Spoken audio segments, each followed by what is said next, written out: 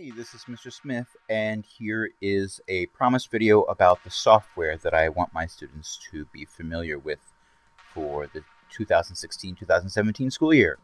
Now, to start off, my father always raised me to use the best tool for the job. And that's really important. You don't use scissors as a screwdriver.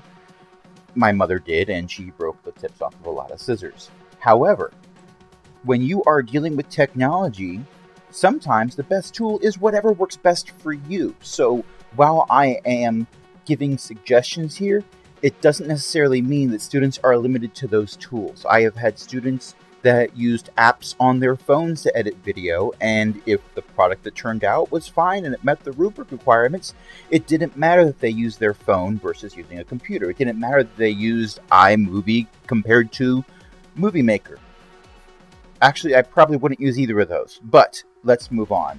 Now, to start off, I will say that you should probably avoid using Adobe products. And the reason for that is not because their products are bad in any way, shape, or form. They are industry standards.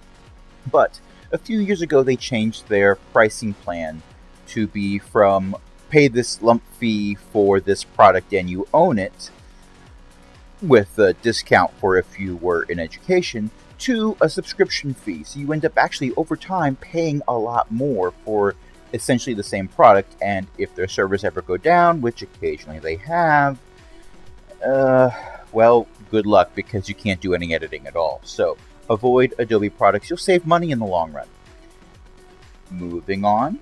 Oh, and by the way, everything I'm going to suggest here, I am going to include links to underneath this video. So if you're not viewing it on YouTube, click through to see the YouTube video, and in the notes underneath, you'll see links to everything. So let's first talk about images. If you are doing photo editing, this is the program that I would use. It is called GIMP. It is basically the equivalent of Adobe Photoshop, and it has pretty much most of the same tools. I would say 75% of the tools that Photoshop has are in this program, and the ones that it doesn't have are the really advanced things that Adobe is working really hard on. If you are a professional graphic designer, you would probably want Photoshop for those extra special tools that they've added. For everyone else in the human race, GIMP from GIMP.org is perfectly acceptable. It supports multiple layers, you can do color correction, you've got a whole bunch of filters. I've been using this program for years and I love it. Next up, I started off showing Inkscape, which is a program that many of my students are already familiar with. This is the equivalent of Adobe Illustrator. It does scalable vector graphics.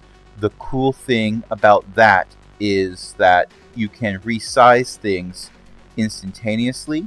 It's kind of neat that you can do that. I can go in and let's change object to path.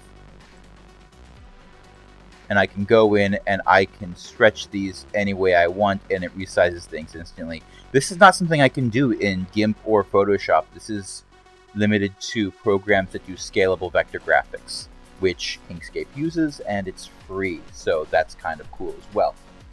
Now, video editing. When you are selecting a video editor, the best thing to do is to find one that supports multiple tracks. So you can layer your videos and have intros and outros and special effects and things like that. It's much easier to understand how you're editing things if you can have multiple tracks. This is not something you will get from the built-in apps you find on most systems, which would be Movie Maker or iMovie, depending on if you're Windows or Mac, respectively. This is a free one called OpenShot. It is open source. It does support chroma key, so you can film in front of a green screen and get rid of that. As you can see, it supports multiple tracks. It does have limited effects, but it's 100% free. It's open source. I'll give a link to that. It doesn't work so well with really long videos. Like if you're editing a 10-minute video, it's going to get a little clunky near the end of it. But for short things like the little intro graphic you saw at the beginning of this video, it works great. For 1-2 minute videos, it works fine for that. And a lot of the projects that I will be having students do in my class are shorter assignments because I'm often only giving them a week or two to get them done. So having them edit, say, a feature-length movie is not necessarily something that I want them to do. There's other programs that you can use. There is a program called HitFilm, which I do not have installed on this computer. The licensing for it only lets you install it on one computer at a time, so it's on my school computer, which I'm not currently using to record. But HitFilm Express is free. HitFilm is not free. You would pay a decent amount of money for that, but HitFilm Express is 100% free. What they require you to do, though, is to make an account with them, and you need to link it to a social media account, so Twitter or Facebook or something like that. So this is not something that I can install on the school computers. I do have OpenShot installed on school computers. I can't install HitFilm just because of that issue. But a student using their home computer or a computer that they can bring to school and back home again, I strongly recommend HitFilm. It does multi-track editing. It does a lot of cool things. It is a go-to when I'm editing things at school. We do use Camtasia. Camtasia is a paid-for program. We bought licenses for 29 computers.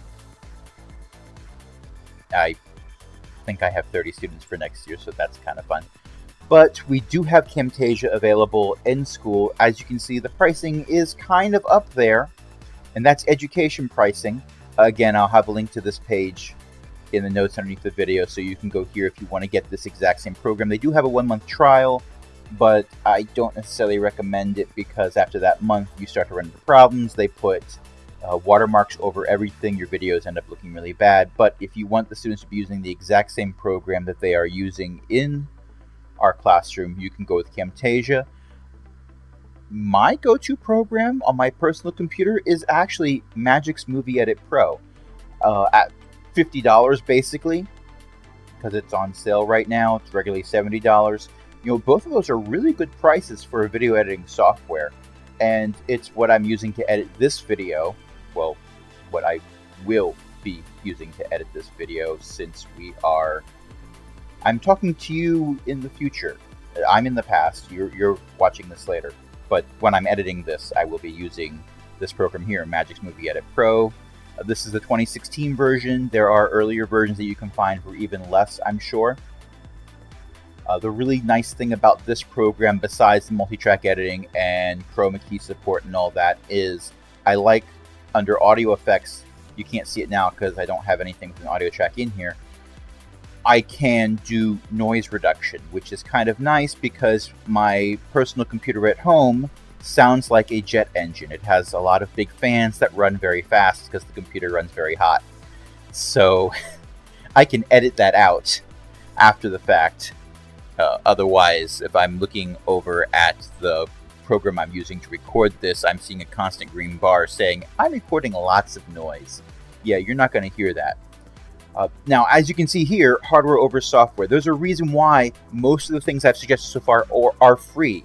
In the last video, I kind of maybe strongly suggested that my students have computers either at home or that they can bring to school and back home again that cost anywhere between $500 and $1,000, assuming you don't get them on sale. I recommend trying to find them on sale or on clearance. You'll get better deals.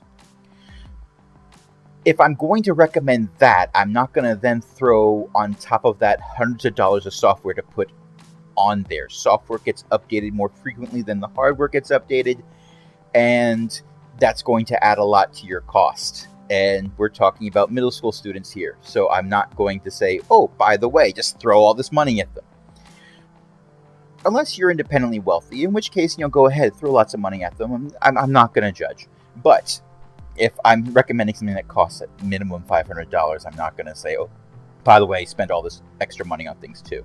Now, do I want everyone to go out and buy Magix Movie Edit Pro? No, it's why I'm offering free suggestions. HitFilm is more than enough for everything I'm going to assign in class. And like I said, that's 100% free. So, moving on, recording software. Like I said, I am using a program to record. I am using a program called Open Broadcaster, which this is it right here. You can see, look, check that out. I can see the window moving around inside the window as I drag this around. That's kind of neat. But in any case, This is 100% free. It's free software. I've been using the classic version. The studio version is much more stable than it was when I was first using it, but I've kind of become very familiar with this version and I kind of like it, so I'm being stubborn and old. And there's my wife popping up on the screen. So this is what I use when I'm recording anything on my computer. Now, if you have Camtasia installed on the computer, there's a recording program that's built into Camtasia that many of my students that have been majors last year are familiar with. I don't personally use that. I use Open Broadcaster. It's free. It works very well. It's very robust. So there you go. So that's pretty much everything, I think. I talked about TechSmith's Camtasia. I talked about Movie Edit Pro, HitFilm, OpenShot, Open Broadcaster. Notice how they keep using the word open in things that are free because it's open source. I like that. Talked about don't use Adobe products, GIMP, Inkscape for vector graphics. I think that's pretty much everything. If I have totally forgotten something, I might make a follow-up video or just add it in the notes underneath. If you have any questions, please feel free to email me or leave a comment on the video. My email address again is aaron.smith@pgcps.org. And until next time, have fun.